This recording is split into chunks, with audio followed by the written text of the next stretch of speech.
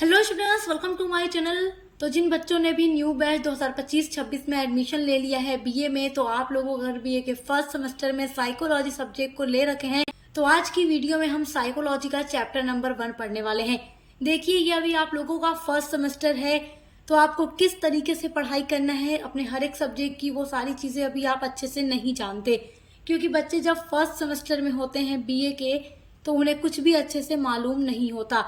तो आप हमारे चैनल पे पहली बार आए हैं तो चैनल को सब्सक्राइब जरूर कीजिएगा, क्योंकि यहाँ पर आपको सब कुछ डिटेल में पता चलता रहेगा कि किस तरीके से आप लोगों को अपने सब्जेक्ट की क्लासेस करना है, किस तरीके से एग्जाम की तैयारी करना है, क्योंकि सक्सेस मास्टर पॉइंट बीए के हर एक सब्जेक्ट की क्लासेस न्यू सिलेबस के अकॉर्डिंग कराता है। तो देखिए, जब भी कोई सब्जेक्ट आप पढ़ना शुरू करते हैं तो सबसे पहले आपको जानना होता है उस सब्जेक्ट के बारे में कि वो है क्या चीज। तो मेरे प्यारे बच्चों, 2025-26 में अगर आप लोगों ने एडमिशन लिया है या आने वाले वर्षों में अगर आप एडमिशन लेंगे, या 26, 27, 27, 28, क्योंकि देखिए हर ईयर में यही सिलेबस होगा, क्योंकि हर यूनिवर्सिटी का सिलेबस सेम है। तो चैप्टर नंबर 1 जो है मनोविज्ञान का है, इसमें आपको ये पढ़ना है कि मनोविज्ञान है क्या, मनोविज्ञान का क्या अर्थ है, मनोविज्ञान की परिभाषा क्या है, उसकी प्रकृति क्या है या उसका क्षेत्र क्या है।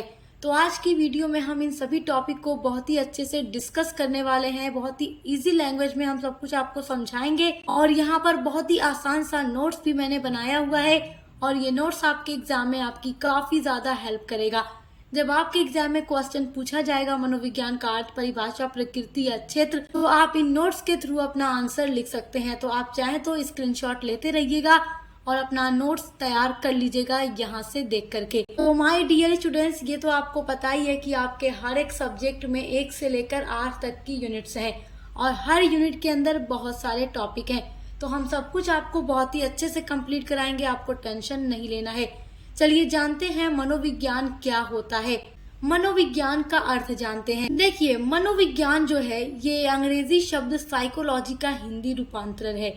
साइकोलॉजी या मनोविज्ञान, हिंदी में मनोविज्ञान कहते हैं और इंग्लिश में साइकोलॉजी कहते हैं, जो ग्रीक भाषा के 2 शब्दों से मिलकर बना है। पहला शब्द है साइकी और दूसरा शब्द है लोगस। तो साइकी और लोगस जो है ग्रीक भाषा यानी यूनानी भाषा का शब्द है, और इसी से बना हुआ है साइकोलॉजी। अब इसमें साइकी का अर्थ होता है आत्मा, तथा लोगस का अर्थ होता है अध्ययन करना या ज्ञान प्राप्त करना।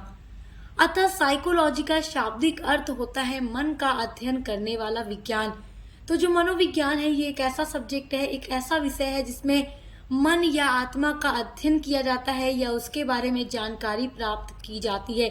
मनुष्य किस तरीके से व्यवहार कर रहा है उसके बारे में, मनुष्य के अलावा पशु पक्षियों के बारे में भी अध्ययन करने वाला विज्ञान क्या है, मनोविज्ञान है। अब देखते हैं मनोविज्ञान की परिभाषाएं। एग्जाम में जब भी आपसे मनोविज्ञान के बारे में क्वेश्चन पूछेगा तो आप अर्थ लिखने के बाद ये परिभाषाएं जरूर लिखिएगा। अगर आप विद्वानों के अनुसार परिभाषा लिखेंगे एग्जाम में तो आपको नंबर और भी अच्छे मिलेंगे। तो यहाँ 3 बहुत ही इजी डेफिनेशन मैं आपके लिए लेकर आई हूँ। पहली डेफिनेशन है थाउलस के अनुसार। थाउलस महोदय लिखते हैं कि जो मनोविज्ञान है मानव अनुभव एवं व्यवहार का यथार्थ विज्ञान है, यानी कि जो मनुष्यों का अनुभव होता है या जो भी उनके व्यवहार बिहेवियर होते हैं उनका यथार्थ विज्ञान कौन सा है, मनोविज्ञान है। सेकेंड डेफिनेशन है क्रो व क्रो के अनुसार। ये लिखते हैं कि मनोविज्ञान जो है मानव व्यवहार और मानव संबंधों का अध्ययन है। मनुष्यों का जो आपस में एक दूसरे के साथ व्यवहार होता है या उनका आपस में जो संबंध होता है, इन सभी चीजों का अध्ययन हम किसमें करते हैं, मनोविज्ञान के अंतर्गत करते हैं। तो जो मनोविज्ञान है वो मानव के संबंधों का और मानव के व्यवहार का अध्ययन करने वाला विषय है। तीसरी डेफिनेशन है स्किनर के अनुसार। ये लिखते हैं कि मनोविज्ञान जो है व्यवहार और अनुभव का विज्ञान है। तो बहुत ही आसान सी डेफिनेशन मैं आपके लिए लेकर आई हूँ, केवल 3-4 वर्ड से बनकर ये डेफिनेशन तैयार है। तो आप इसको स्क्रीनशॉट जरूर कीजिएगा और एग्जाम में लिखकर ही आइएगा। अगली हेडिंग है आपकी मनोविज्ञान की प्रकृति यानी नेचर ऑफ साइकोलॉजी। आपके एग्जाम के लिए ये टॉपिक बहुत ही इम्पोर्टेंट है और मनोविज्ञान की प्रकृति एग्जाम में जरूर पूछता है। देखिए, जो मनोविज्ञान की प्रकृति है, अर्थ है, परिभाषा है या क्षेत्र है, ये चारों ही आपके एग्जाम के लिए इम्पोर्टेंट है और सब कुछ आज की वीडियो में हम पढ़ रहे हैं। तो देखते हैं मनोविज्ञान की प्रकृति क्या क्या है। यहाँ पर कुछ बिंदुओं के माध्यम से हम मनोविज्ञान की प्रकृति को समझने का प्रयास करेंगे।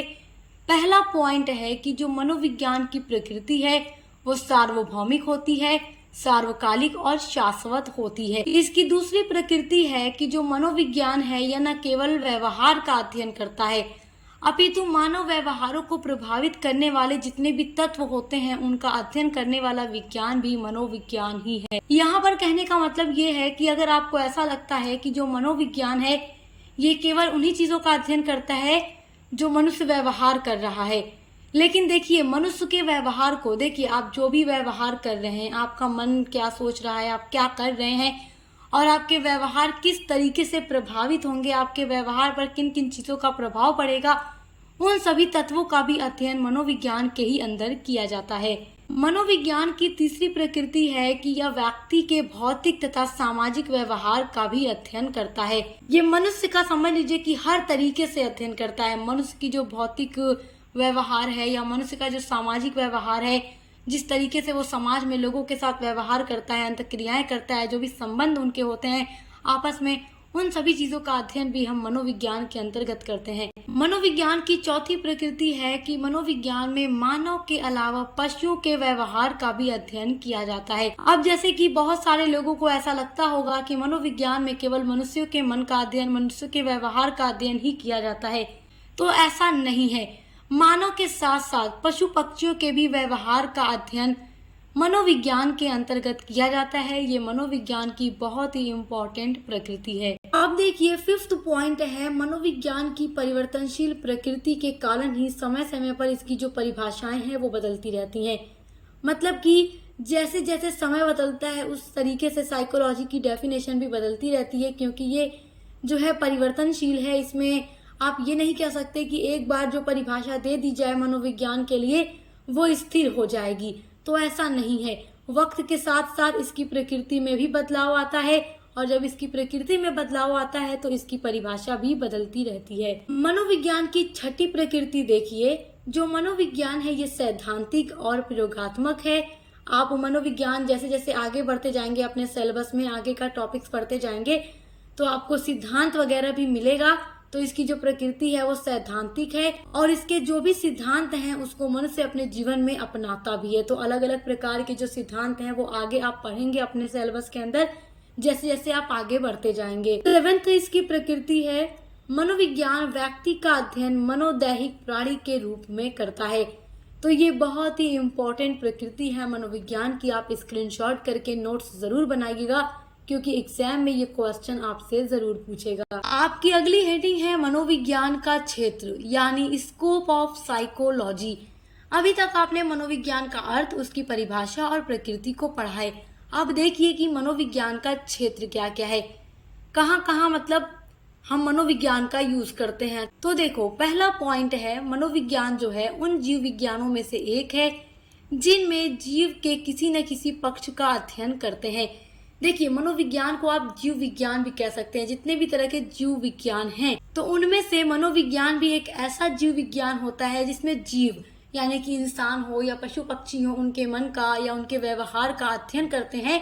मनोविज्ञान एक ऐसा जीव विज्ञान है जिसमें जीवों के किसी न किसी पक्ष का अध्ययन जरूर किया जाता है। मनोविज्ञान का दूसरा महत्वपूर्ण क्षेत्र है कि मनोविज्ञान के अंतर्गत वातावरण में किसी न किसी प्राणी के व्यवहार का और अनुभूतियों का भी अध्ययन होता है तथा उसे समझने का भी पूरा प्रयास किया जाता है। तीसरा क्षेत्र है इसका बालक, किशोर, प्रौढ़, सामान्य और असामान्य व्यक्तियों का या फिर मनुष्यों और पशुओं का तुलनात्मक अध्ययन भी मनोविज्ञान करता है। देखिए जो मनुष्य है वो लगातार एक ही अवस्था में नहीं होता, उसकी अवस्थाएं बदलती रहती हैं वक्त के साथ। बालक, किशोरा, प्रौढ़ावस्था, सामान्य या जो असामान्य व्यक्ति होते हैं, मनुष्यों का आपस में जो तुलना होती है, मतलब देखिए हर एज में इंसान का माइंड कैसा होता है, हर एज में इंसान किस तरीके से व्यवहार करता है, किस तरीके से लोगों के साथ अपना रिलेशन बनाता है, किस तरीके से वो क्रियाएं अंतःक्रियाएं करता है, तो उसका तुलनात्मक अध्ययन करने वाला विज्ञान भी मनोविज्ञान है और पशुओं का भी इसी तरीके से अध्ययन करने वाला विज्ञान भी मनोविज्ञान ही है। तो ये सब मनोविज्ञान के क्षेत्र हैं। चौथा पॉइंट है संवेदन, प्रत्यक्षीकरण या चिंतन, तर्क, रुचि, स्मरण, विस्मरण, संवेग, कल्पना आदि सभी प्रकार की जो मानसिक क्रियाएं होती हैं, उन सब का अध्ययन भी मनोविज्ञान के ही अंतर्गत आता है। तो ये सब कुछ है मनोविज्ञान का क्षेत्र, यानी उसके स्कोप। आई होप कि आज की टॉपिक को आप बहुत ही अच्छे से समझ गए होंगे, और इसी तरीके से आपके हर एक टॉपिक पर हम लगातार वीडियोस अपलोड करेंगे। आपके हर एक सब्जेक्ट की क्लासेस न्यू बैच की चैनल पर स्टार्ट हो चुकी हैं, तो उसके लिए विजिट ज़रूर कीजिएगा। चैनल को सब्सक्राइब करना मत भूलिएगा, क्योंकि अगर आप यहाँ से पढ़कर जाएंगे तो एग्जाम में पूरी गारंटी है कि आप 95% ज़रूर लेकर आएंगे। तो अब मिलते हैं अगली वीडियो के साथ।